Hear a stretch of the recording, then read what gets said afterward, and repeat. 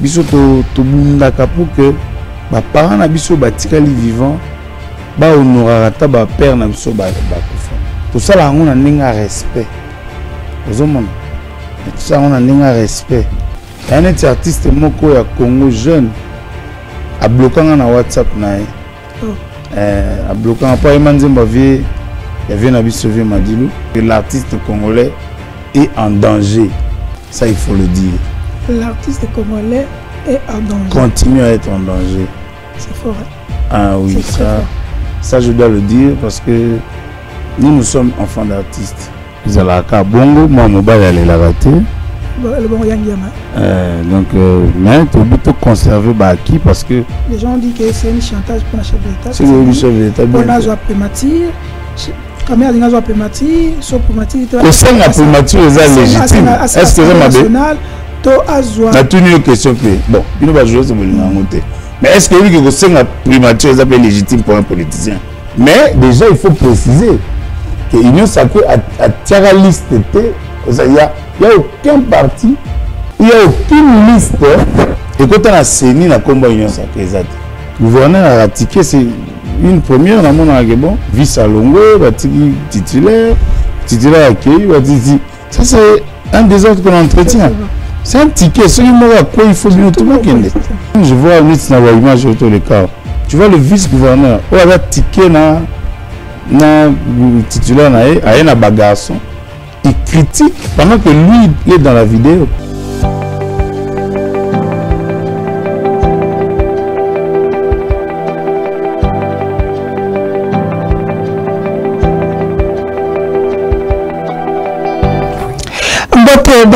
Baïmboka ya Congo, nous avons eu le plaisir de se tenir toujours devant vous pour nous Memelabino, invité Bandeko Oyo Bazwa, ya Bango, Musala, ya Kolobela, École Congo, surtout Kolobela, Nyonso Oyo le Kaka Awa na République démocratique du Congo, parce que Toyebi était République démocratique du Congo déjà ezui Tata Mokonzi, Félix Antoine Tshisekedi Oyo Aoutaki déjà Kozwa, Ngone Naye Yami Balé, Kasi, après Ngone Naye Yami Balé, il fallait Tozwa, gouvernement ya Sika, na député ya Sika, Kasi, Bozala, parce que Kalaming était Assemblée nationale déjà le 29 qui va député ne surtout pas élu pour la configuration comment ça va se passer entre les regroupements Baimboka ko enregistré bango yango déjà esalemi ezako salema déjà kasi nangambo ya union sacrée de la nation avant kutu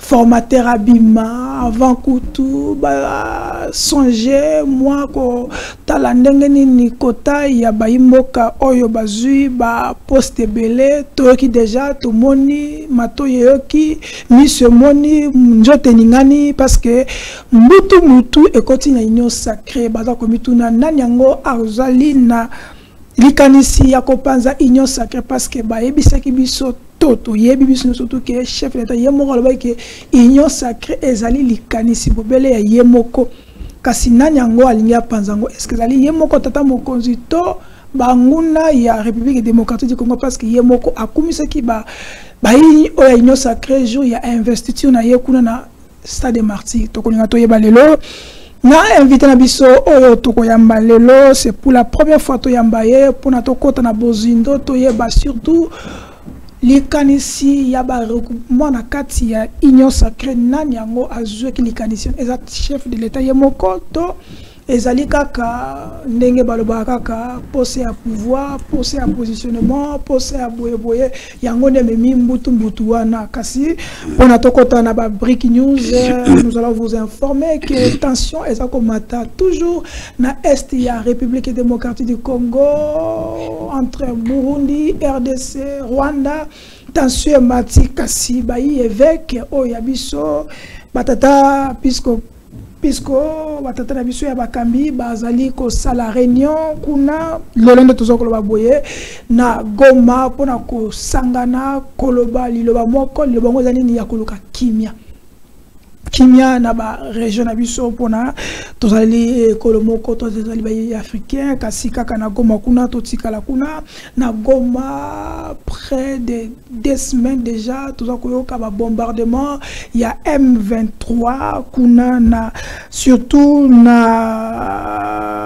Masisi na Mweso ba rebelle M23 bazako boma bayimbo belé to mono to l'accepter image bazako kima parce que place moya ko vendre zate na mabota moya ko sala bilange zate moya ko vendre kima zate parce que M23 azako zo ba territoire ebele kasito yoka ki awa le VPM Jean-Pierre Bemba alobaki oya ko meka kananga to ko attaquer mais qu'est-ce qui fait que durant tous batak wana gouvernement na biso azako vanda kimia tata mokonzi moko palbaki na dernier intervention na ye na radio Top Congo et pas kulut na biso ki selu sapono que jour oyo akoyo kaka M23 surtout Corneille Nanga soka basaleka clamouche kanga ako réunir Assemblée nationale, Sénat au Congrès pour décréter guerre. Mais pourquoi chef d'État jusque-là,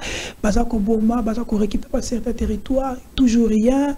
Nangambo ya FARDC toujours dénonciation et ça kaka moko tout na kasi to kosili ça Babrik News na biso ya lelo pona kolobarabino était il est de retour l'homme de tous les coups l'homme de toutes les forces oyalobake ngai balonga kangate qui est cet homme il s'appelle Gentini Ngobila Mbaka l'homme d'Atalako mtoye Mbaka mtabimisa fati béton mtasakabe to si pungi dans le vieux Nabiso Yakini, dans la zone de Kitinia Bokozi, parce que le VPM Peter Kazadi a aussi causé ça, on est surtout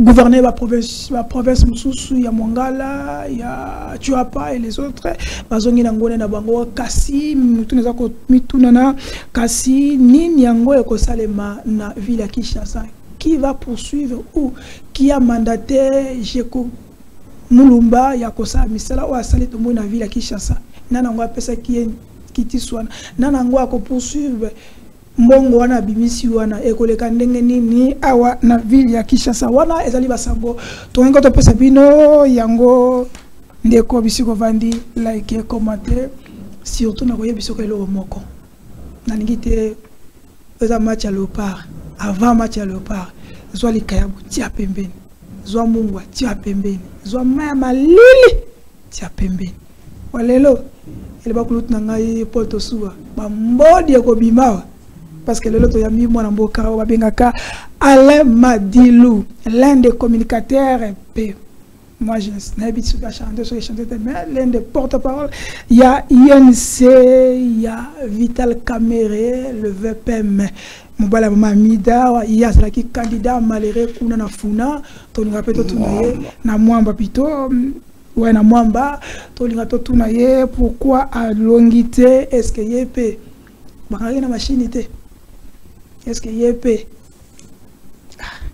c'est ni kadima alinga ke longina était to nini to ngako to tunaye parce que yene to yambilelo c'est pour la première fois restez branchés et nous allons parler avec notre invité mon avocat Alain Madilou Mbotenayo Mbotende Charlie Pele Chango na Kinshasa comment Pele OK bonne santé bonne famille ouais santé ça va famille politique très bien OK famille biologique calme OK moi nzoto ningana kimé siko ça va nous sommes là tozongeli Oyezabo mon mesano tokenda ko bunda na terrain malgré nos 6000 et quelques voix politiques ils allaient à bongo moi mobile aller la rater donc mais to bito conserver ba qui parce que biso na INC tout ça na élu moko alors na parce que tout banda ko s'agiter to bité bosotanda ku et magana balabala te to conserver autosui c'est le plus important.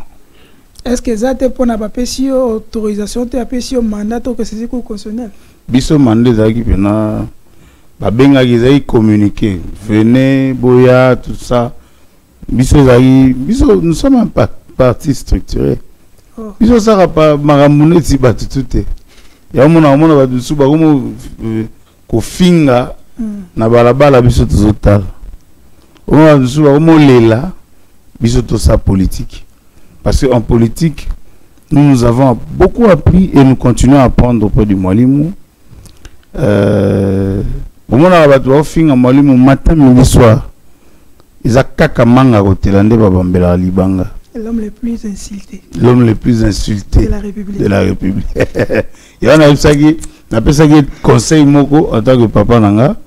Il faut que peintre abeba bilamba mais pour atelisandako. C'est des charges pour la République nabiso et ça la peintre. Donc il est là abeba bilamba kaka pour atelisandako.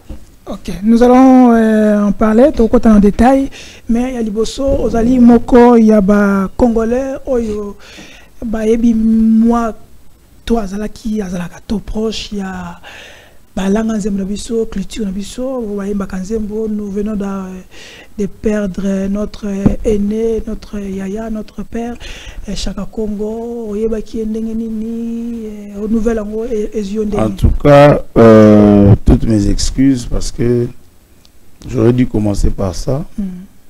Parce que lobby na tamboli na ki hôpital tout petit bas cinquantenaire. Ah, yo moko ça sur place hein? Oui, parce que mais il m'a donné l'adresse de l'hôpital, c'était il y a 2 jours. A bengi to solo na vieux comme sur hôpital né.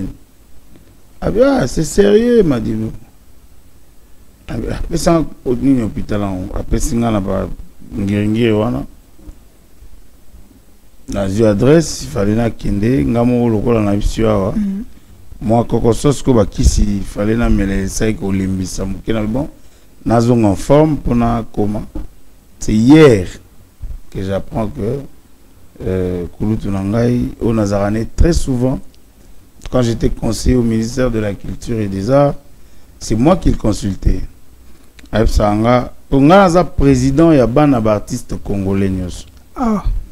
Alors tout ce qu'il faisait Azao Benganga, président, Nena Salaboy, place des artistes comme salité, photo Luka, sa place wana.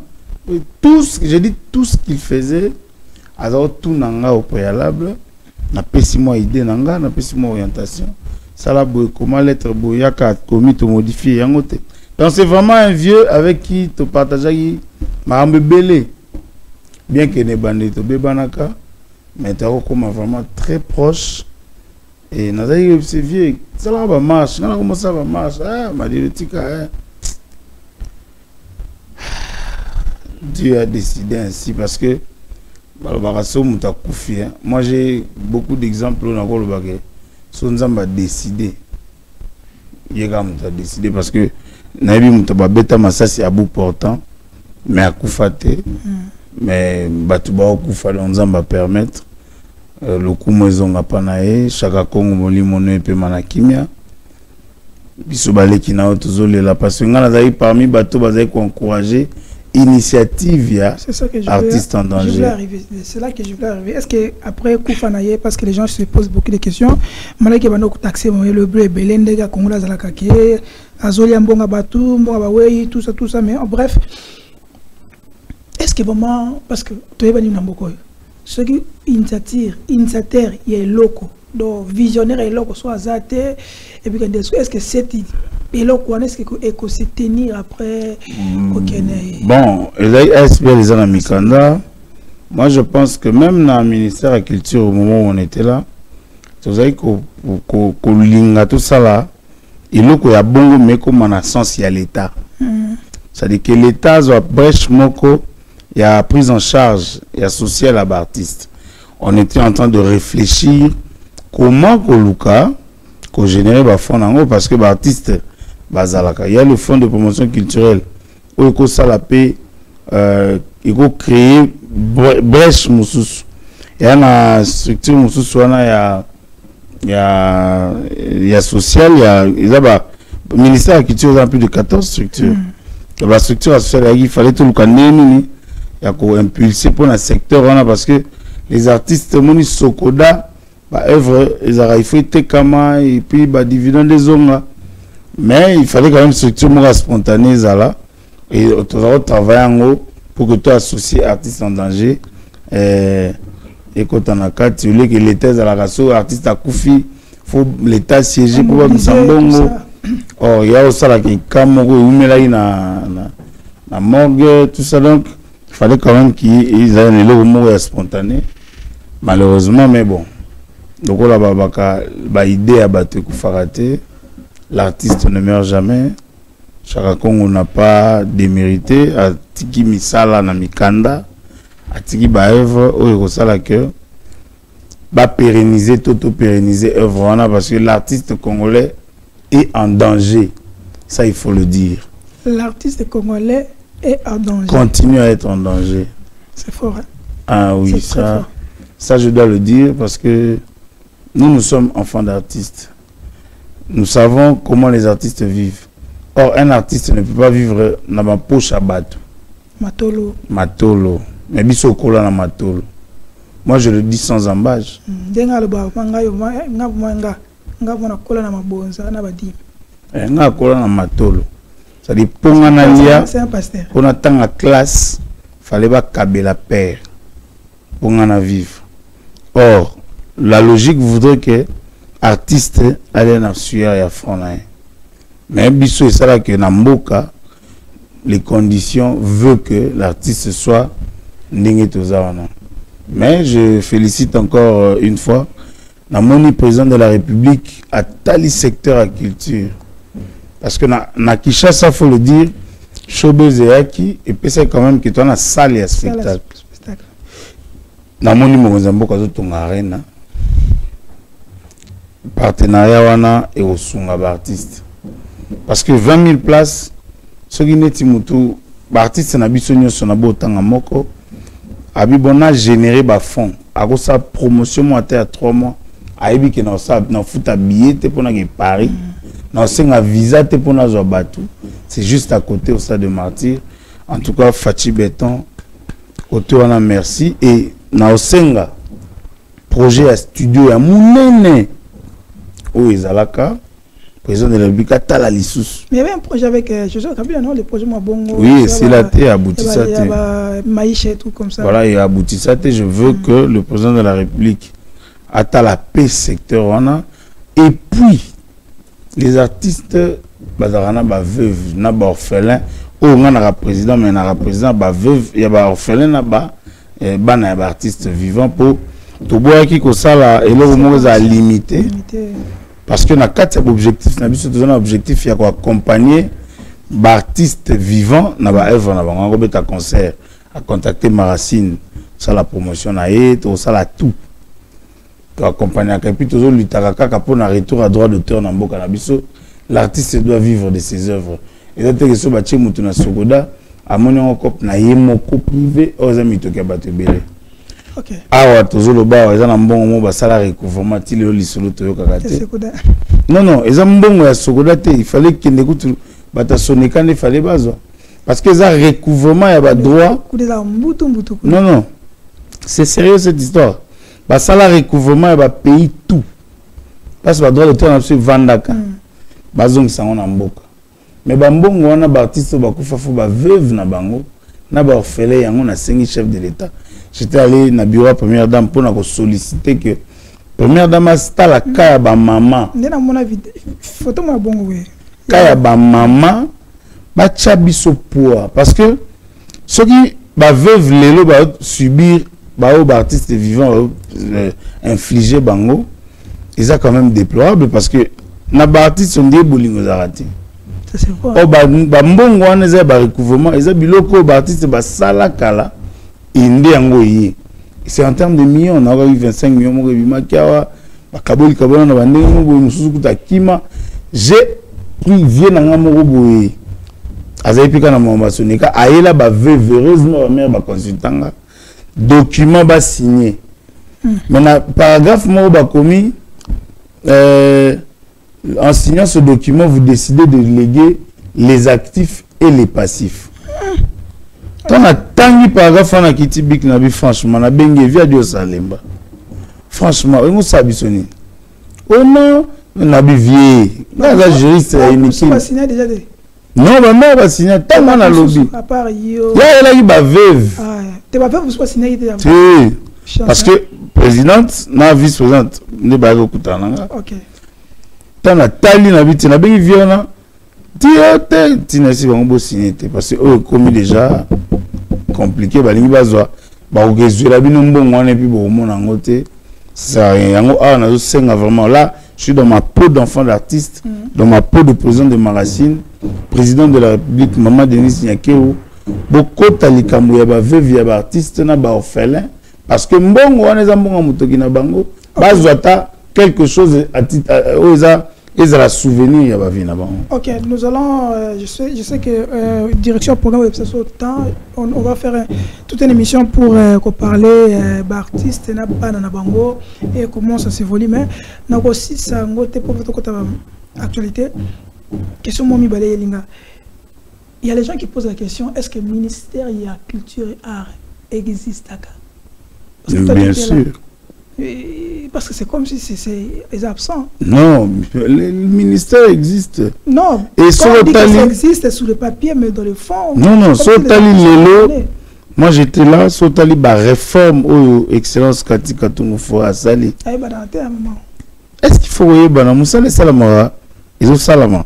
La structure et le ministère, le quota en activité, et comment on sala.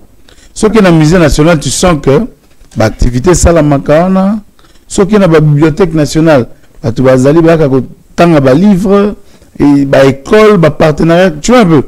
Tu vas au Canada, pour le partenariat, les livres, il y a je crois 10 000 livres pour la route.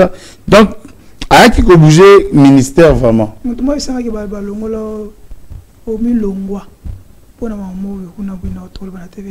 non, maman, il faut le banc. Le banc, non, non, non, ça c'est sont des spéculations. Dans le ministère, où il y a obédience na biso. Dans le ministère, c'est la même famille, non? Ok, c'est espace où soit côté ok, si question à ce que peut mon artiste, comment en tant que président ya artiste, oyamba ki ndenge ni toy o comprendre ki ndenge ni propos o était moi tolé ya mwana ya JB Piana envers Koffi Olomide tant que tout ni marambe ya Denis Lessé. Comment tu avais compris ça?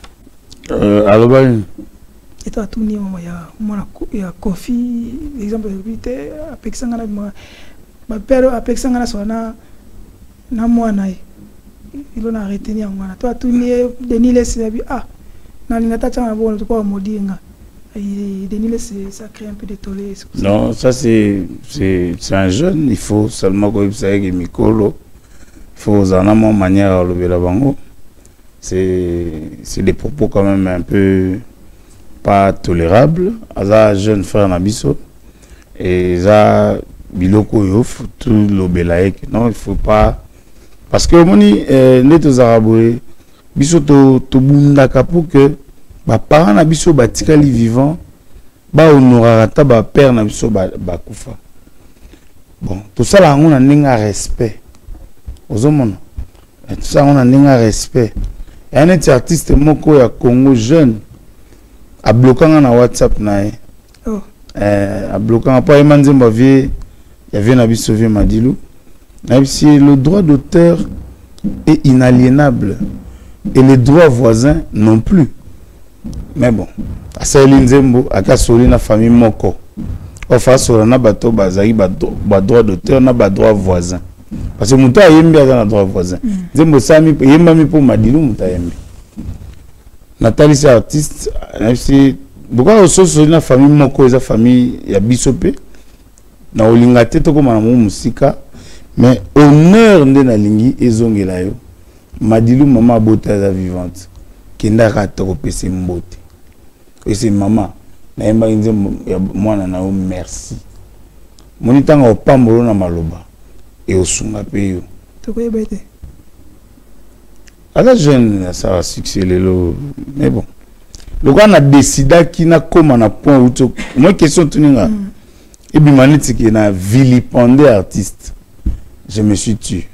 Na bagi sagesse na et interpellé jour mususu avant dans le bâti ngam na succès ngam na number 1.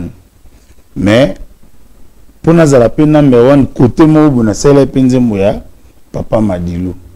Mais na respecta ka eloko mo to so la raté. Vous avez un bon hôtel de reconnaissance. Peut-être quand c'est un bon, ok. C'est bon, tout seul là, tout seul là. Congolais, tu vas interpréter là qui est ma belle. Tant qu'on a lobby, on est une émission bloquée. Tout ça, la démarche telle. Poursuivre. C'est rien. Moi, je ne poursuis pas les artistes. Les œuvres d'artistes, c'est ce valoriser pour la fierté. Et ça, c'est un bon, on tout. Pour ça, on a un bon. Tu vois, ok, non, on a un bon, mais bon. Ça sert à quoi? Ça va œuvre humaine.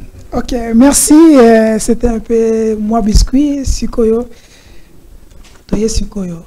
Derrick, peut être sur image pour te na Bozindo il y a Masole à Katialelo. Suivons cet élément et nous allons revenir après. Allons-y. L'intérêt supérieur de la nation pour rendre possible la mise en place de cette alliance pacte pour un Congo retrouvé PCR en cible. À mes collègues Tony Kangou Chiko, Julien Paloukou Kaondia, Jean-Lycée Boussa Tomba, je dis sincèrement merci du fond du cœur. Merci pour la confiance que nous nous faisons mutuellement, sans laquelle cette alliance n'aurait pu voir le jour. Alliance qui vient de naître et qui va grandir car la porte reste ouverte à celles et ceux qui désireraient se joindre à nous pour accompagner le président de la République. Ma gratitude s'adresse aussi à tous les députés nationaux et provinciaux élus de nos différents regroupements et partis politiques car ils ont été la véritable cheville ouvrière de l'alliance politique que nous constituons ce jour. Je ne saurais terminer ce mot sans affirmer haut et fort que la coalition que nous formons aujourd'hui est une grande contribution au renforcement de la cohésion au sein de notre grande famille politique, l'Union sacrée pour la nation. Que vive notre alliance, que vive le président de la République, Félix. C'est bon, Derrick Loukeba, merci pour l'élément. Ndeko Madilu, Toko Tsikoyo. Pourquoi l'ancien Union sacrée après ma ponami INC et le Mona Bato Baza Kolanda Bango, na tête nango Vidal Kamere, pour créer PCR. Et c'est quoi d'abord PCR Nangonga Oyo na Kati il y a Union sacrée parce que Union sacrée déjà une plateforme électorale politique pour la chef de l'État. Malobana Pessio. La moni question ana ezo au moins c'est que limbisi moke nazo Singapour nazo message ya maman nangai maman Mwangaza maman Amida. Oh. Merci beaucoup maman. Nalinga oui ba politicien mingi bazara iba hypocrite. Ah bon? Mais les jeux politiciens, moi j'ai grandi dans une famille chrétienne. Je fais la politique, mais je ne me comporte pas comme des politiciens. Ils vivent derrière les intérêts. Moi, j'ai toujours dit la politique n'est pas rémunératrice, mais elle est compensatoire. Et en mon temps, on me posait la question au CP là. Maman Amida Mwangaza place sur l'inzamba pambola parce que on li pamboli pour na papa na biso mwalimu. Yo Jalelo. Denga pena côté pas maman Jalelo sanga. Au moni koza ko tana mobile na boloko. Ozanae abimi aza élevé il faut amoncer les pamboli. Est-ce que Batumi va nous arrêter? Mais on a qui est non, c'est-à-dire, il faut vraiment ça li pamboli. Alors, il y a un moment où on a un parcours, na l'autre on peut en d'autres. Na l'autre que maman a dit papa tout le monde est likolo, les lois en salam. Et on tire pas maman na zarapena déjà les lopo. On biso ba na nzambe tango likambo salama positivement. Faut comme c'est ça. Il y a un petit témoignage. Maman a mis d'après sur ali nzamba pambola yo na ebisaki papa nazo continuer koloba. Papa est le politicien le plus insulté kaka parce que il a une mission pour le Congo aux côtés du chef de l'État. Peintre Barabilamba, mais pas Elisandako. Toujours c'est la fatigue béton, Abimabiso, na terre promise. Pourquoi avoir créé PCR? Déjà, Union Sacrée est déjà sur place. Jean-Pierre Bamabi qui c'est une rébellion, na Katia c'est Union Sacrée. Toi qui est moi pratiquement bon. Bon, mon parti a bien na tiké moi boy pour parti na ngwana. Apna na parti politique pour expliquer que il y a une majorité présidentielle et une majorité parlementaire. Il ne faut pas faire la confusion.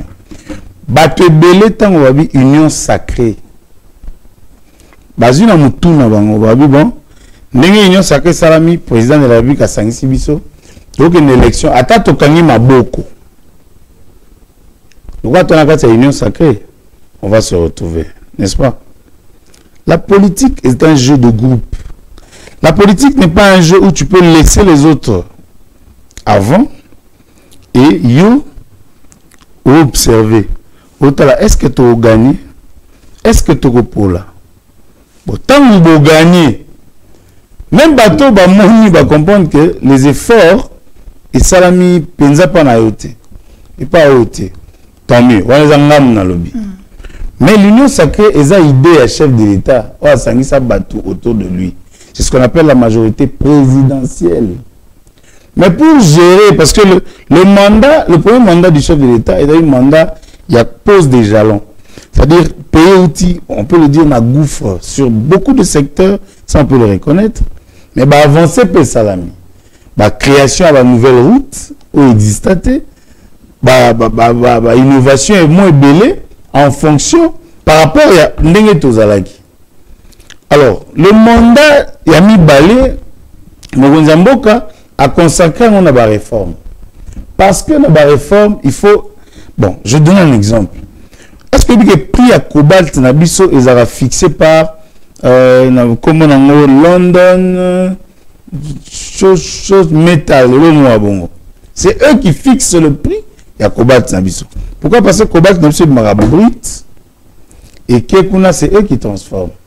Mais ce qui j'ai vu le VPM économie, Ayambi, ambassadeur, je crois, il y a Japon, représentant Japon, parce qu'il faut pas mettre sur pied une usine de transformation sur place. C'est là qu'on parle de la production. Parce que si nous produisons, nous allons exporter. Mais ce qui doit exporter, tu vas exporter ici sur brut, tu vas exporter produit fini ou semi-fini. Ça fait que ça va générer de l'argent et vous permettre à Bissot peut-être fixer prix na Bissot. Non, je suis en train de développer les réformes. Alors, pour que ces réformes-là puissent prendre corps, il faut élire un parlement. Quand on dit majorité, union sacrée, basée majoritaire, mais c'est comme si on était en train de chanter. D'accord?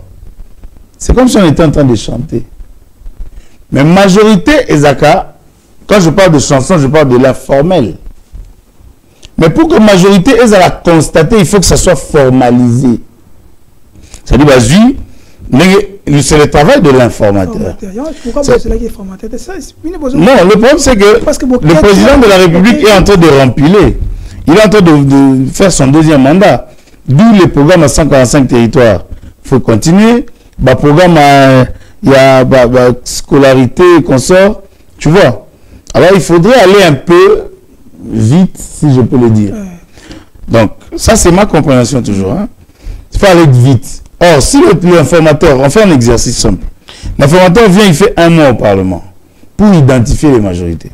À identifier les majorités, il y a un rapport par chef de l'État. Le chef de l'État a validé. abandi ba tractation pour la formation du gouvernement. Ça nous prend autour de 3 mois. Est-ce que vous avez d'abord, parce que télé Zali Tango, est-ce que d'abord majorité, il y a une sacrée, est-ce que tu as contesté, tu as vérifié? Parce que vous avez déjà. Il y a un lobby que, en le disant, Union sacrée est une majorité. C'est comme si on était en train de chanter. Même Nzembo. Mais ça se constate, on ne chante pas, mais ça se même Nzembo, Bakomango. Aujourd'hui, inspiration au commis. C'est ce que j'appelle informel et formel. C'est-à-dire, Union sacrée est la majorité, d'accord. Mais déjà, il faut préciser que l'Union sacrée a tiré la liste. Il n'y a aucun parti, il n'y a aucune liste. Et quand on a saigné la combat Union sacrée, pourquoi avoir créé? C'est ça, je suis en train de vous répondre. Pourquoi la réforme et tout ça? Je suis en train de vous répondre, nous sommes semblant. Et dans la liste de mon côté, je suis clair. Et quand on a saigné la combat Union sacrée. Pourquoi quand Vital Kamerhe? Mais est-ce que moi j'ai compris, mais non, quand je suis ici, Naomi c'est la place il y a des parce et dans la liste mon côté et Kota na Seni na combat Union sacrée. D'où l'Union sacrée n'a pas cette majorité. Ah ok. D'accord. Donc Union sacrée, la vision du président de la République n'a pas la majorité. Moi j'ai dans la campagne que j'ai besoin que cette fois-ci la majorité de l'Union sacrée. Oui. C'était sa vision, l'Union sacrée, de mettre les gens autour de lui. Vous voulez maintenant les listes qui sont parties à la CENI, ils ont un combat Union sacrée. D'où il fallait maintenant le formaliser.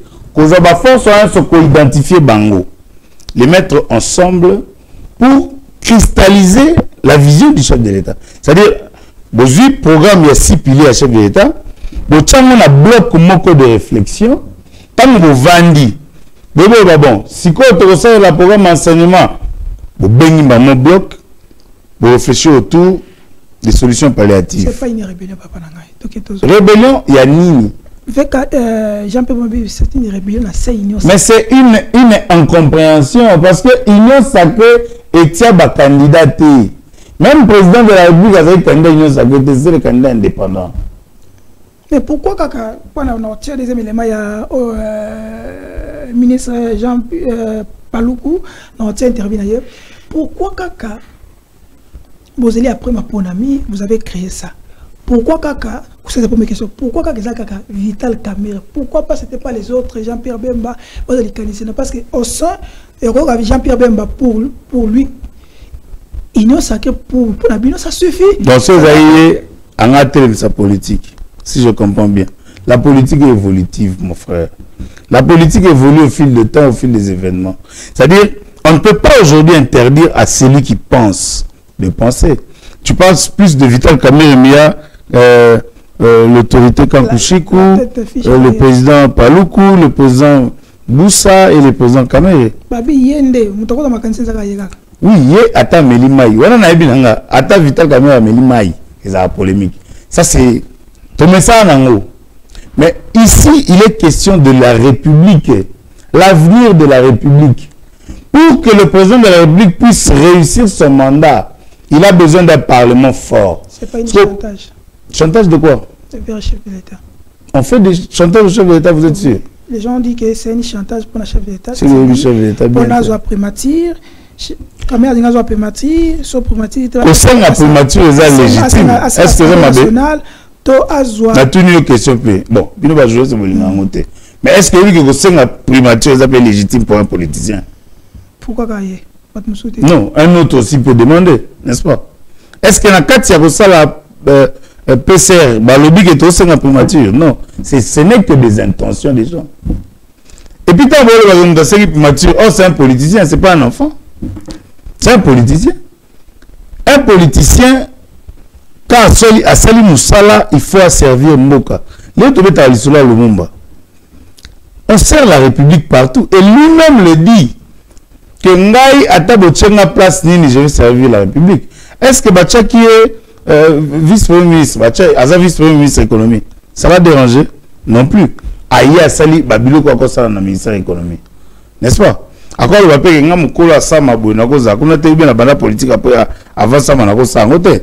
Mais pourquoi il le fait? Parce que c'est la République qui doit être mise en avant. Vous comprenez? C'est-à-dire, ici, il ne faut pas naviguer à vue pour tout la spéculation à bateau. Non. Mais, ils ont les Kambouya, Kota Mboka. Kota Mboka de Bénin.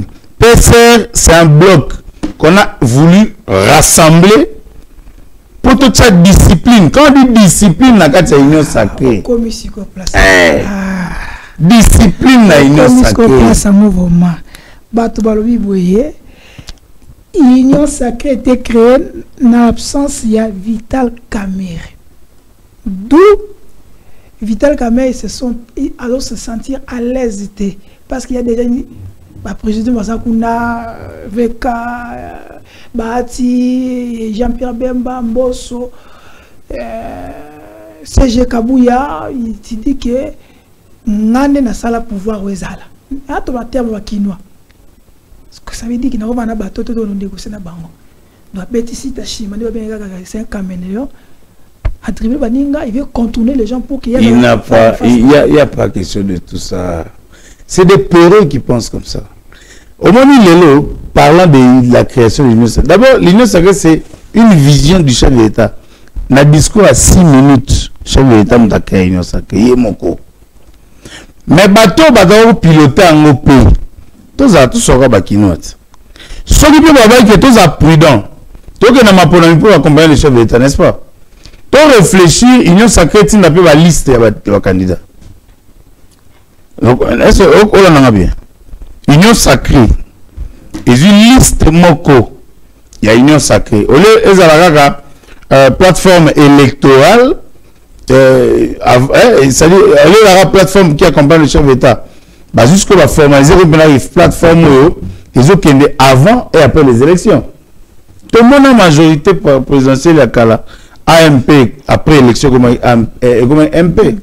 Pourquoi? Parce qu'il fallait parler des élus. Il faut toujours nuancer. Avant, il y avait une élection de 2018 qui nous a conduit jusqu'aux élections, mais c'était les élus. Il était comment? Maintenant, après Bamponamio, moi je pense, ceux qui battent, ils ont spéculé, ceux qui ont anticipé, il fallait voir la liste de l'union sacrée. Na bangonio son présidium, na la mutute. Bangonio son président, bon, to vandi, to la liste et qui n'a comme la union sacrée. Par là, après ma ponomie, c'est la majorité de l'union sacrée. Mais ici, il n'y a aucune liste de l'union sacrée qui était validée à la CENI ou va présenter à la CENI. C'est la liste des partis politiques et des regroupements. Maintenant, pour que vous consolider, qu'est-ce qu'il faut faire? Il faut appeler les forces en présence. Vous vendez ici Bango, vous évitez, il faut tout cristalliser, tout accompagner. Ok, tu as l'image pour continuer suivant cet élément. Les PCR n'ont pas d'élus, n'est pas allé aux élections. Ce sont les regroupements et les partis politiques à l'intérieur qui seront consultés les moments venus. Alors, cette compréhension qu'on doit avoir à partir de mais cette compréhension est floue. Je veux lire l'une des phrases qui a été prononcée, je pense, par Vital Kamerhe. Notre objectif vise à participer autour du chef de l'État à la consolidation d'une majorité parlementaire confortable, constructive et cohérente. Participer à côté du chef de l'État, ça veut dire diriger avec le chef de l'État. Non, ça veut dire avoir des postes pour diriger le pays. Au finish, l'objectif pour vous, c'est d'avoir des portefeuilles ministériels, ou disons même des postes au niveau des gouverneurs des provinces. C'est ça l'objectif final. Vous êtes politique, monsieur Julien Paluku. L'organisation politique va définir la manière dont les postes vont être pris par les uns et les autres. Ce n'est pas au PCR de définir, voici tel poste est attribué à tel autre à tel. L'organisation politique elle-même. Vous savez que lorsque viendra le moment de la constitution du gouvernement, il appartient d'abord au président de la République de définir la taille du gouvernement. Ce n'est pas un parti politique qui définit la taille du gouvernement. C'est le chef de l'État lui-même qui sait, par rapport à ses objectifs, quelle est la taille de son gouvernement. Et par rapport à la taille du gouvernement, il regarde les forces en présence. Il définit les quotients qu'il doit appliquer chez les uns et les autres pour devoir composer son gouvernement. Ça n'a rien à voir avec les PCR avec les partis politiques. Il faut que les gens comprennent comment s'organise en fait le pouvoir en République démocratique du Congo. Lorsque vous lisez l'article 78 de notre Constitution, il est dit ceci, que le président de la République nomme le Premier ministre au sein de la majorité parlementaire. Il n'est pas dit que le président de la République nomme le Premier ministre au sein du PCR ou au sein de l'AFDC ou au sein du DPS ou au sein d'un parti. Vous pouvez faire pression sur lui aussi. Vous comprenez? C'est votre autorité politique, mais vous pouvez faire également pression sur lui de manière discrète ou on va dire peut-être gentille. Je vais lire encore une autre déclaration que vous avez faite à l'ouverture. Nous allons aider le chef de l'État à identifier rapidement les acteurs qui vont l'aider à implémenter sa vision. Qu'est-ce que ça veut dire? Vous avez donc, vous êtes des dieux pour présenter au chef de l'État les personnes qui vont l'aider à implémenter sa vision? Voilà des termes qui choquent. Comment vous pouvez penser que nous, Julien Paluku, Vital Kamerhe, Tony Kankou, Jean-Lucien Boussa, nous pouvons nous considérer comme une divinité. Mais comment vous dites, pourquoi vous dites nous allons aider le chef de l'État à identifier rapidement les acteurs qui vont l'aider à implémenter sa vision? Écoutez, qu'est-ce que ça veut dire? Les acteurs politiques sont là pour apporter leur contribution à l'édifice qu'est la République démocratique du Congo. Je ne pense pas. Mais vous connaissez vous connaissez les acteurs qui vont aider les chefs d'État? Je ne sais pas s'il y a un acteur qui, lui, est venu en politique pour croiser les bras, n'est pas apporté une contribution de manière à permettre à ce que le chef de l'État trace sa trajectoire vers l'émergence. Donc, quand un acteur politique formule une contribution à l'endroit de ce qu'il doit la prendre, eh bien, c'est à celui à qui est destinée la contribution qui peut ou ne pas considérer la contribution. Donc, il ne faudrait pas que les gens considèrent que le PCR vient guider, vient définir, vient donner les options à prendre. C'est l'impression que vous donnez, monsieur Général-Co. Il n'en a pas le pouvoir. Je prends encore une phrase de monsieur Jean-Lucien Boussa. On a besoin d'une élite stratège et d'une élite gestionnaire. Cette élite était absente lors du premier quinquennat, donc. On a besoin aujourd'hui d'une élite stratège, d'une élite gestionnaire. C'est aujourd'hui, au deuxième quinquennat, qu'on va trouver cette élite. Et cette élite se trouve parmi vous, au sein de PCR. En quoi les concepts stratèges, en quoi les concepts gestionnaires sont des concepts qui choquent la République? Ça veut dire qu'on doit puiser dans vos rangs, puisque vous êtes une sorte de think tank, vous, du PCR. Le peuple congolais est plein de stratèges. Le peuple congolais est plein de gestionnaires. Le peuple congolais est plein d'hommes épris de paix et d'esprit comme celui du président de la République. Lorsque les collègues Jean-Lucien Boussa sortent cette phrase, c'est une sorte de dialectique qu'il pose. Lorsqu'un acteur politique, un intellectuel sort des concepts, ça ne choque personne. Parce qu'il ne lui appartient pas, même en sortant ces concepts, à lui de composer le gouvernement, à lui de choisir ses stratèges, à lui de choisir ses gestionnaires. Ce sont des concepts. Oui, mais ce sont des communications dirigées vers le chef de l'État, n'est-ce pas? Non. Parce que vous voulez l'accompagner. Donc tout ce que vous dites, c'est pour l'accompagner. Moi, je pense que c'est là, effectivement, les flous artistiques que les gens ont placés dans l'opinion pour chercher inutilement à coller au PCR celle qui ne lui est pas, alors que j'ai bien défini l'objet pour lequel nous nous sommes réunis pour effectivement réaffirmer notre appartenance à la majorité présidentielle, réaffirmer le soutien au président de la République. Merci Ndeko Derrick Loukeba, merci Nabino Balandi Bandeko, Bisika Bozali, Bolaike vos commentaires. Surtout, on a besoin, il y a un message Nabino, surtout un commentaire Nabino parce qu'il y a un c'est la rappel. Elengi za ko animer pe émission pour na koto tindela invité na biso ba proposition na bino to ba inquiétude na bino par rapport ya nyonso toza koloba awa na plateau oyo mwana mboka Alain Madilu bato bala bi kitana tuna yo ndeko mwa tuna bituna ndeko Madilu est-ce que PCR eye ko boma union sakana IDPS IDPS dans 39 députés au Bomene et 69 députés au Bomene. Ça, c'est le rêve américain. L'idée de l'union sacrée est venue du président de la République, donc ça persistera. Vous comprenez? Ça persistera. Il faut persister parce qu'ils ont une union sacrée. Mais pacte pour un Congo retrouvé, ils ont accompagner peut cristalliser vision peut programme et chef de l'État. Na kati ya cristalliser vision peut programme union sacrée na kati. Donc pacte pour un Congo retrouvé, ils ont accompagné union sacrée où ils ont vision. Il y a mon Mboka. C'est pas difficile à comprendre. Pourquoi Jean-Pierre Bazota Kebino? Tu sais, en français, on dit aux intellectuels, on leur interdit pas de réfléchir. Mais en français, c'est dans les chocs d'idées que jaillit la lumière. Si on a d'excellence, monsieur le Premier ministre, à Salipi plateforme, na bango, na ba excellence Guiloando. Vérité. Donc tout tini on peut ça net tini gars. Tini bango pona boni ki bo contourner IDPS na ba partenaire mosaïque. C'est pas possible. Tu sais, babi de ko tali sama le konde pour notre ministre azana boula na kutu tebino nde. Donc na kati on ezaka sama le konde. J'ai vu Guiloando. Y'a ta bengi c'est pas sur toi. J'ai vu franchement. Tu sais oui, peuple azana malobanae. Mais il faut pas qu'un leader politique, c'est celui qui sait orienter le peuple vers la vérité. Il ne faut pas tout me rappeler pour la distraction. Des petites choses comme ça, nous avons dit, et ça grave. C'est pas grave. Tant que vous avez ça là, la force autour. Non, c'est pas grave. Panique, c'est pas grave. Nini? Panique, c'est pas grave. Et ça, panique, je ne pense pas.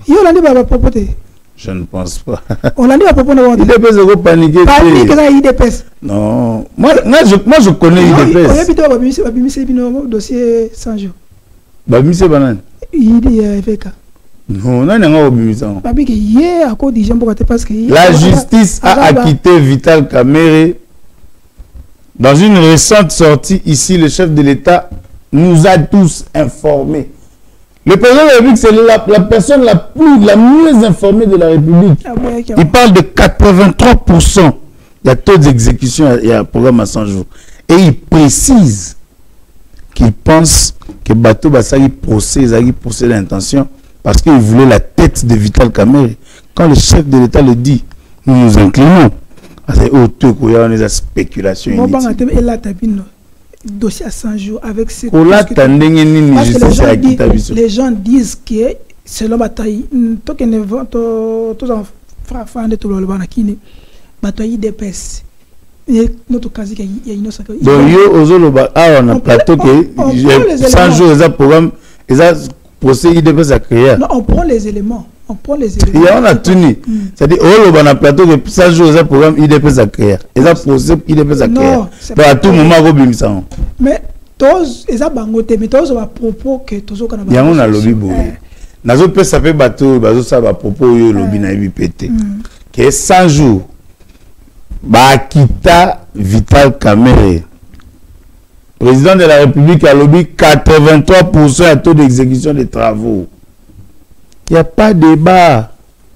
Et ça ne va pas causer un problème pour la matière. Quel est le problème? Et puis, quand vous parlez des postes là, moi ça me met mal à l'aise. Parce que je connais l'homme. Tu sais, quand tu es avec Vital Kamerhe,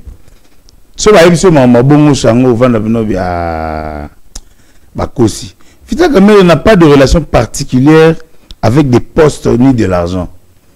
C'est ceux qui ne le connaissent pas, ne pas spéculer. Il faut connaître l'homme pour comprendre que moi, Moutou, tu peux un exemple à Bakinois. Moutou, on a poche nae, on a $100. Azu a payé $100, nous sommes prêts à tirer l'ampiaka. Na Moutou a 100, à mon local comme on a 500, bah différent. Moutou a 100 local comme on a 500 go iba, à quoi détourner. Mais Moutou a 100 kabara pratique à la vide. Aza Moutou a une relation à bon côté. Ok, donc il va vers Kochite. Tu vois ça dossier en Goya Villa Kinshasa. Pour notre dossier on a PCR, Ezali, plateforme, regroupement politique, coalition, Ezali Nini. Bref. C'est une coalition des élus, papa. Au moment où plateforme et Salami, il y a 4 leaders. Et Sotali, Tony Kankou, l'excellence Tony Kankou, À lui seul, il a autour de 4 regroupements ou 5. Où il y a 31 députés. Mais Excellence Vital Kamerhe a 2 regroupements, c'est-à-dire AUNC dans AVK 2018. Excellence Paloukou et Jean-Lucien, tu vois un peu. C'est-à-dire ils ont ensemble de regroupements et une coalition pour accompagner le président de la République. Mais la lutte non, ils ont chantage nini. Comment on peut aller s'il fallait faire des chantages? Je ferme. S'il fallait faire des chantages, on va accepter de battre la campagne, de gagner et puis de faire des chantages? Non, pas du tout. On pouvait le faire avant. Mais ce qui bat tout, c'est une confusion dans le peuple congolais. Vous comprenez que ce sont des faiblards qui pleurnichent. Okay. Les hommes leaders, les hommes intègres, les rater, ils auront pas idée, papier, proposer. Le retour, il y a Yemei, Gentini Ngobila, na Kitine Abokonzi. Votre commentaire.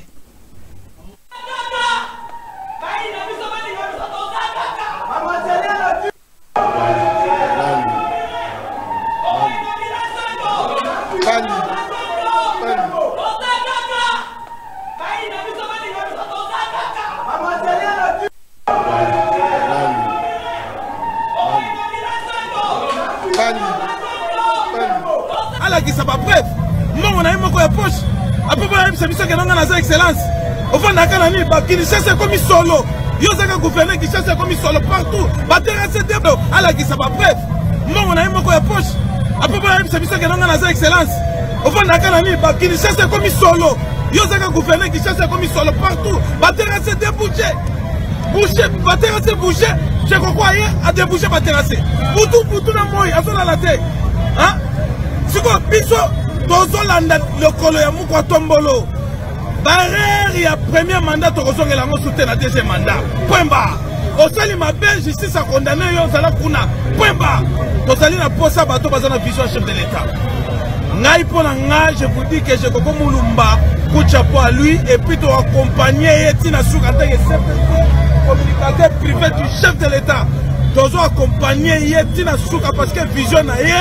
Ezali malamu eza pona esengo bana mboka rompo wileri o ezalaki soki okwa isimbongo mbongo esili mais lelo rompo wileri ekomi kitoko boko ya pe ofandi pe kosaki mamususu. En tout cas merci coup de chapeau excellence Chekoko Mulumba mwana Kongo ya solo autre ngana pese kombo moko tombolo. Voilà la colère des Kinois, Bakinois balobi balingi bamona kaka Chekoko Mulumba la tête ya ville Kinshasa.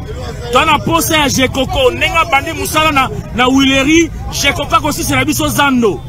Chekoko akosi c'est la biso zando nenga bandi boye a moto oyo asa la carte ya vision ya chef de l'État. Il faut donc changer ba incompétent nyonso. Ba gouverneur incompétent na Kinshasa na Lubumbashi ba incompétent il faut ba kende to lingi su ba incompétent Lubumbashi comme solo salité to ebi lisusu te Kinshasa comme solo fulu yango dans moins de 8 jours ota mamushe ko asali ba kino ba lobi ba kolinga makambo yo te biso nyonso na sima ya Chekoko Mulumba oya zali ko interpréter vision mokonzi mboka moto azongisi l'expression. Ouais, ça dit à Kala, Kin la belle, avec Chekoko Mulumba. Pourtant, il y a sur le terrain. 5h du matin, il est sur le terrain. 5h du matin. Chekoko est là, Simanangaï. Il est là sur le terrain. Moutoua biroté. Il y a malité. Chekoko est là. Chekoko a un intérimaire. Aussi caillé. Négo le binengini. La pesa pona ngai alongwa. Ngobila longwa. Alongwa pona ngai. Aibi bambongo. Ba kitasa moto. Ba kitasa ba 2000 ba 1000 freke. Waku. Yo tolobi boy. Mboka yango ezokufa Gentini Ngobila bomi Kinshasa. Soko teli ba terrassier. E boucha na ngo mutakolo la salita za la raté. Kin bopeto. La sa kin bopeto a kenda wa. Soko kabinda zeleza te. West Kasavubu ezate zeleza te. Soko commerce zeleza te. Kabamba yango kolongwa Wileri ti bo marché. Zeleza la rango pete. Awa ni nani Chekoko aye na 8 jours ya pamba tomoni changement na kati ya Wileri komi bien Wileri ali place ya masuba bato ya basubi bawaki yei basali bandumba baye basali bakopi na bango na Wileri lelo tomoni minda na Wileri lelo tomoni Wileri komi lokwa poto alors pona ngana solo baboy Jekoko azala nanu ko jouer intérim ndenge azo jouer yango parce que tomoni ke la vision na ye azana vision oyo chef de l'état asiengi Tshisekedi Tshilombo alobi azana pose ya batu oyo bazana vision ya Congo batu bayoka la population lokola jantinani Jekoko aza awa banda musale banda nabi. Merci, ça a été pour nous un grand plaisir. Merci pour nous avoir liké, pour commenter. Surtout, tout ce que vous aimé l'émission. Merci à l'administrateur général Kifre, DG Kifre, Nanyota Télévision, Bissika et Monsieur Koleka. Merci à mon DG, bon, PCA, Thierry Mossene pour la centrale FM, pour la moi au PC Dipro à PC sur mon espace. Merci Nadipro, merci Nadipro Edi pour le biscuit Zali, le PC Ombote pour la dengue, musala kitoko dans sa makuna na centrale TV awa na Villa Kinshasa. Ndeko Madilu, donc kochite et l'homme de coup sur coup. Aïe balonga kete. Gentini Ngobila, ton mon image embarqué na bureau na ye. Mais d'autres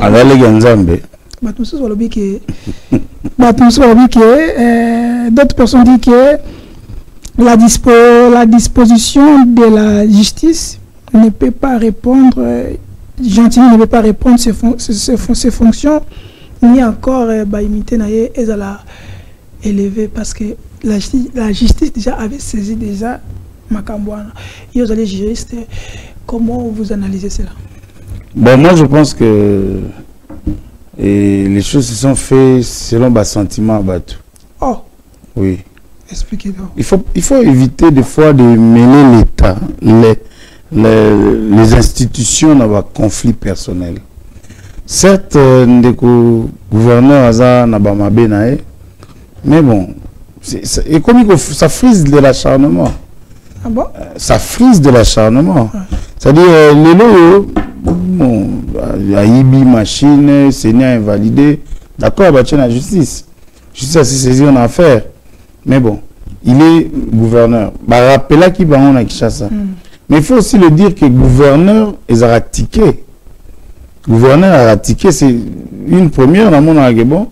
Vice à Longo, titulaire accueilli, ça c'est un des autres qu'on entretient. C'est un ticket, c'est à quoi il faut bien tout le monde. Vous comprenez donc, tous ces désordres-là, on n'en a pas besoin. Je vois une image autour des cas. Tu vois le vice-gouverneur, où il y a un ticket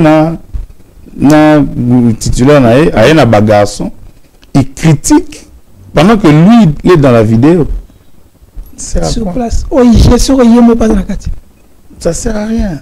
C'est-à-dire, tout valoriser l'État. Tout valoriser l'État. On a dit que le communicateur officiel chef de l'État. Ça, c'est maintenant. Il parle des sous-chefs de l'État. Il parle les chefs de l'État sont nommés.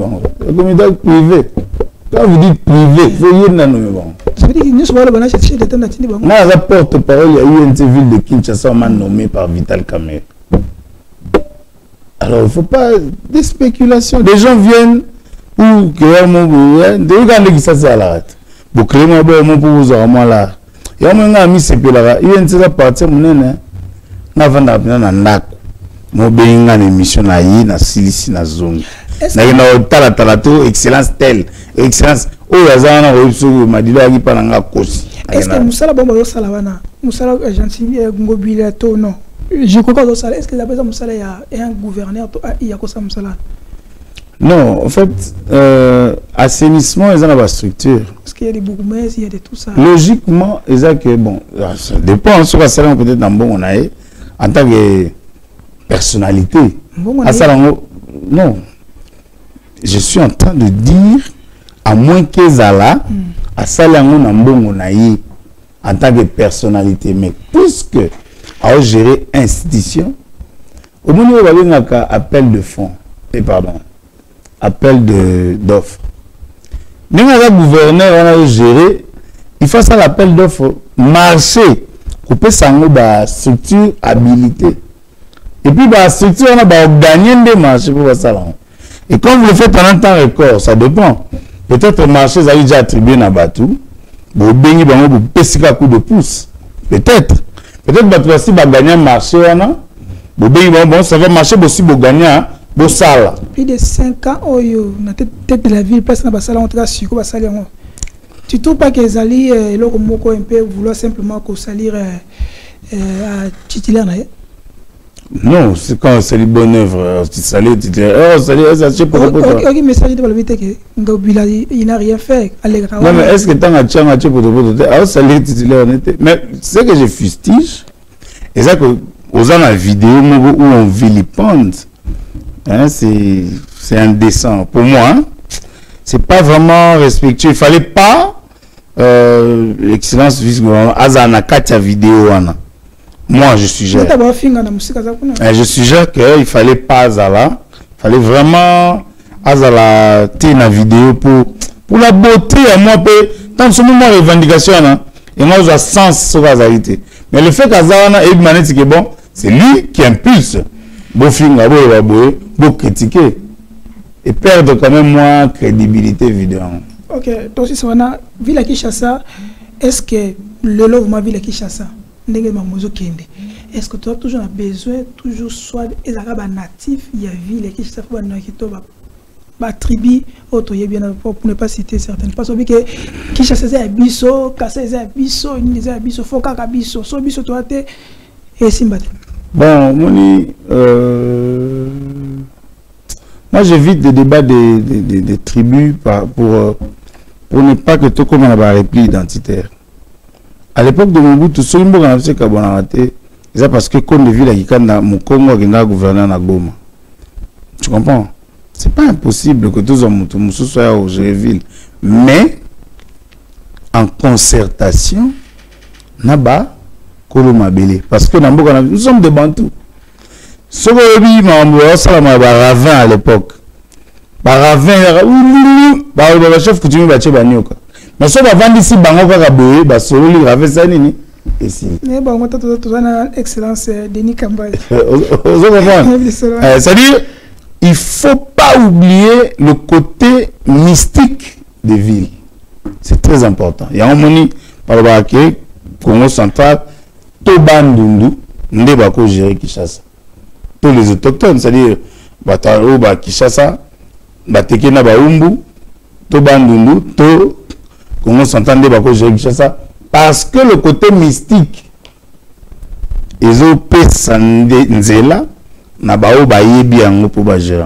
Ok, toi ici, question à Souka, c'est vraiment. Est-ce que vraiment, l'Assemblée nationale est quasique, ethnique Moko? C'est pour cela Vital Kamerhe n'a pas créé un groupe Soyez fort pour faire face à l'Okwana. Vous prouvez ça ou aux hôtels au village? Moi, j'aime pas faire des débats de tribalisme. Est-ce que nous avons un Congo, mais à se comporter comme Mongala? Nous avons un Mongala, mais comment se comporter comme Congo? Il y a un métissage à Baras. Tout ça, Congo, Babalana, Balouba, Babalana, Banani, Babalana. Ces débats-là, moi, je trouve ça un débat de bas étage. Des gens limités, des gens des plaintifs.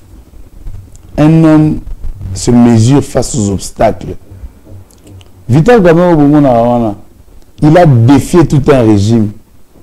Et tant que c'est dans l'histoire, on lui a dit écris ta lettre de démission pour démissionner de l'Assemblée nationale. Il a dit j'ai été élu devant le Parlement, devant les élus au Parlement, je démissionnerai que devant les élus au Parlement. Ah, mon balité. C'est bien un pacificateur, mais il a un côté bon sens. Il y a responsabilité et la dignité. Donc, je ne pense pas qu'il va avoir peur. Il y a front. Non. C'est quelqu'un de respectueux des règles. Il ne peut pas que ça le loco pour rencontrer le loco. Vital Kamerhe a la passion du Congo. Il faut au mouvement pour comprendre. Ça va aller 1 heure du temps. Il te parle du Congo pendant 55 minutes. 5 minutes, vous pouvez être balayé. Ok, c'est bon, aussi si parce que nous fait, sinon on voulait vous poser cette question, quelles sont les relations Vital Kamerhe avec d'autres hommes politiques et parce que dans la campagne, à finga qui moutouté, à critiquer moutouté, et battre c'est comme si il y a arrière-pensée moussous. Tout le monde va belé attaquer Mouningo, Yazali, Aoutazali, rebelle, Yazali Boye, mais Vital Kamerhe n'a pas senti cela. Quelles sont les relations avec d'autres personnes comme Moïse Katumbi, je voulais dire aussi. Est-ce que pose à la campagne, il faut finir avec tout le monde dans la campagne, il est le seul, il est le seul. Non. Ne pas faire ça. Tout le monde n'agit pas de la même manière. Il y a une tangente. Il y a un entre Bissona et UDPS. Tous un temple, Bissona temple la pacification. Bon, on va temple la chaleur. Au moment où l'UDPS sera chaud, Bissona pacification. Malgré que Bissona tabac à terrain. Tout ça, on dit libala on est à toi moto na malili. Le bébé hein? Le bébé non, on a le bébé. Na dit que au moins biso tara, au moins cash auto format. On essaie de comprendre. Te cash auto format ka. Toi temple la pacification, na temple la chaleur. OK. Libala on est ça que so IDP c'est kebo. Biso to ba bon. Trop tempéré. C'est bon. Biso besoin de tempérité et ça fait la symbiose. C'est ça la beauté. Si vous avez un mariage, moi ça le baramingi, le baramingi bokabon. OK. Mais il faut tant que mobile azo le moi si pas ça neti, azo kita pour que to créer harmonie. Merci. Donc biso, ils ont une méthode na biso où ils ont la pacification et ils ont une méthode ya IDPS on a le besoin chaleur. OK. Merci Nande Komadilu pour la participation, surtout qu'on répond à l'invitation à Bisso. Ça, CG Billy Kambale. 5 étoiles. 5 étoiles en beauté. Ça de comme gloire land beauté parce que ce sont parmi bateaux et autozana bango. Toujours, tout coup à la prochaine, même chaîne, même air.